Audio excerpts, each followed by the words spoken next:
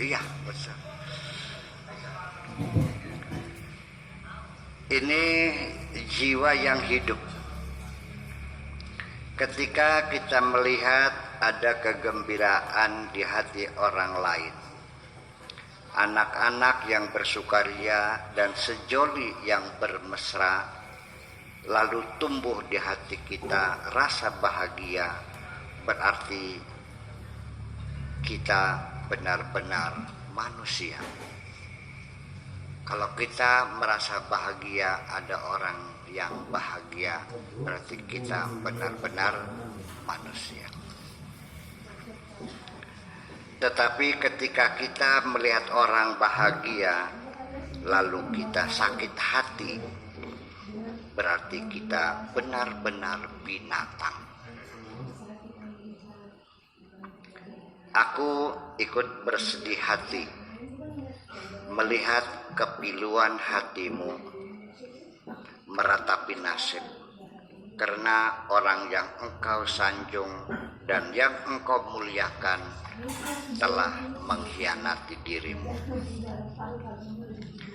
Menurut pendapatku, perceraian itu bukan penyelesaian, melainkan membuat masalah baru. Untuk itu sebaiknya tidak usah bercerai. Kasihan anak-anakmu yang lucu-lucu itu. Lebih baik engkau berbesar hati memberi ampunan kepada suamimu. Bukankah dia sudah mengakui kesalahannya dan lalu telah meminta maaf? Aku dapat merasakan betapa sakitnya hatimu. Tetapi cobalah dahulu engkau maafkan dia, lalu supaya berjanji tidak akan mengulangi lagi. Aku ingin membuka rahasia besar kepadamu, yaitu ketika engkau memaafkan suamimu dengan menahan rasa sakit di hati yang luar biasa, nanti suatu ketika engkau akan mengerti makna Tuhan Maha Pengampun. Kehidupan dunia masih terus berlangsung sampai sekarang, bukan karena ketaatan kita kepadanya, melainkan karena besarnya ampunan Tuhan. Andaikan Tuhan menghukum setiap manusia melakukan dosa, niscaya tidak akan tinggal sepotong manusia pun bisa bertahan tegak berdiri di bumi ini. Itu adalah pendapatku. Sebaiknya tidak usah bercerai. Tetapi bila engkau tidak kuat menanggung derita dan terpaksa mengajukan gugatan cerai, aku mohon maaf tidak dapat membantumu. Persoalannya, aku pasti tertuduh sebagai pihak ketiga yang ikut bermain. Aku juga mengalami hal yang sama seperti apa yang engkau alami. Hanya bedanya aku yang dikhianati.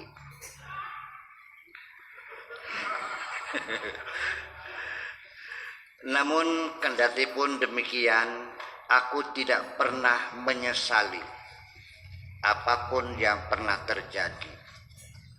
Siapapun yang pernah menjadi bagian dari hidupku, lalu pergi meninggalkan diriku. Bila aku mendapat teman setia, tentu aku merasa bahagia. Bila aku mendapatkan teman yang buruk, aku mendapatkan pengalaman. Bila aku mendapatkan teman yang istimewa, pasti tidak akan meninggalkan diriku. Dalam kondisi bagaimanapun, engkau adalah teman istimewa. Sekalipun kita telah berumah tangga masing-masing, namun hubungan kita tetap terjalin baik sekali. Kehidupan yang sedang kita jalani ini benar-benar kehidupan yang nyata, bukan dalam impian. Untuk itu ke depan aku mohon kepadamu, jangan sekali-kali membangun cita-cita dalam lamunan. Karena cita-cita dalam lamunan, kalaupun berhasil, pasti terjadinya hanya dalam mimpi. Aku sangat mengerti dan aku benar-benar dapat merasakan bahwa kesedihan yang membisu dalam dirimu, walau bagaimanapun tetap suatu ketika akan berbisik kepada hatimu, lalu di akhirnya akan meluluh lantakkan dirimu. Tetapi apa yang harus aku lakukan untuk menolongmu? Pantang bagiku untuk memasuki ruang privat seseorang.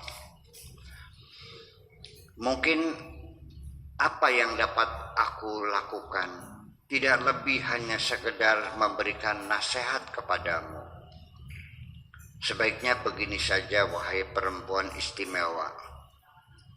Menjalani kehidupan ini seperti menyeberangi Shiratal Mustaqim.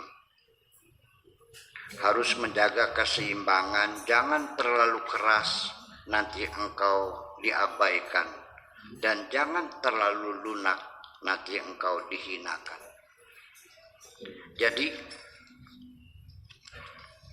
Jadi harus bisa sedang-sedang saja. Ambil jalan tengah. Itulah sebabnya engkau dihinakan karena engkau terlalu lunak dengan suamimu. Seperti aku juga seperti juga halnya aku, mungkin aku terlalu keras terhadap istriku sehingga aku diabaikan. Sebaiknya memang harus kita bangun komunikasi yang produktif dengan keterbukaan dan kejujuran.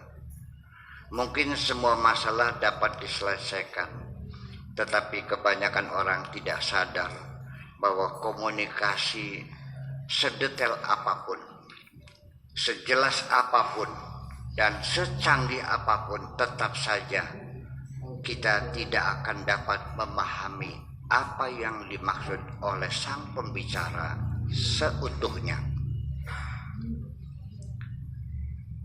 Tetap saja ada bagian-bagian penting yang tidak terucapkan. Tetap saja ada bagian-bagian penting yang tak terucapkan. Ada lagi yang ingin aku sampaikan kepadamu, wahai perempuan istimewa, bahwa untuk menjaga dan merawat persahabatan supaya tetap harmonis ternyata tidak semudah kita bayangkan. Tak ubahnya seperti menangkap burung, dipegang kencang mati, dipegang kendur lepas. Posisiku sekarang, wahai perempuan istimewa, sangat sulit. Bila aku membantumu, pasti aku disalahkan orang. Tetapi ketika aku tidak membantumu, hatiku menyalahkan diriku sendiri. Untuk itu aku mohon maaf, terpaksa karena kondisinya seperti ini. Aku lebih baik berpura-pura tidak mengerti saja. Aku tidak pernah mengatakan aku telah gagal membangun rumah tangga.